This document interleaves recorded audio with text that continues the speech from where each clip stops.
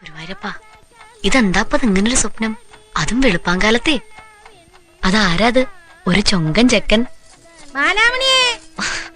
തുടങ്ങി ഓരോരുത്തര്. ബാലാമണി പോയി. ബാലാമണി കല്യാണം കഴിഞ്ഞ് ചെക്കന്റെ കൂടെ പോയി. ദാ വരണു. ഇത് കത്തണൂല്ല. എന്താടി ചുന്തിരിമണി? ഇതെപ്പ ചൂടാവാൻ ഈ സാധനം? ആ കാപ്പിയുടെ വെള്ളം. കോപ്പി ഞാൻ നിങ്ങളെ കുടിപ്പിക്കാം. പണ്ടാരം കൊറേ നേരമായല്ലോ നീ കിടന്ന് ഉന്താൻ തുടങ്ങിയിട്ട്. എന്നാ പിന്നെ നിങ്ങൾ കുറച്ചേരം വന്ന് ഉന്തി നോക്ക്. എന്താ എന്താ എന്താ നീ കിടന്ന് ഞൊടിയണേ? ആവണു, ഇപ്പൊ ശരിയാക്കി തരാം. ഈ കാപ്പി എന്ന് പറഞ്ഞ വെറും കാപ്പിയല്ലല്ലോ. തുളസിയും കർപ്പൂരവും കടലാവണക്കും അങ്ങനെ ഐറ്റങ്ങൾ പലരുടെ കഷായം തന്നെ അല്ലേ. അപ്പൊ പിന്നെ ലേശം സമയം പിടിക്കില്ലേ എന്റെ കാർത്തിയായനി വല്യമ്മേ. എടി പെണ്ണേ, കുളിമുറിയിലേക്ക് ഇച്ചിരി ചൂടുവെള്ളം കൊണ്ട് വെക്കാൻ പറഞ്ഞിട്ട് നീ ഇവിടെ എന്തെടുക്കാ? ഇന്നലെ നീ എന്തെണ്ണ കൊണ്ടാ പപ്പടം കാച്ചിയത്?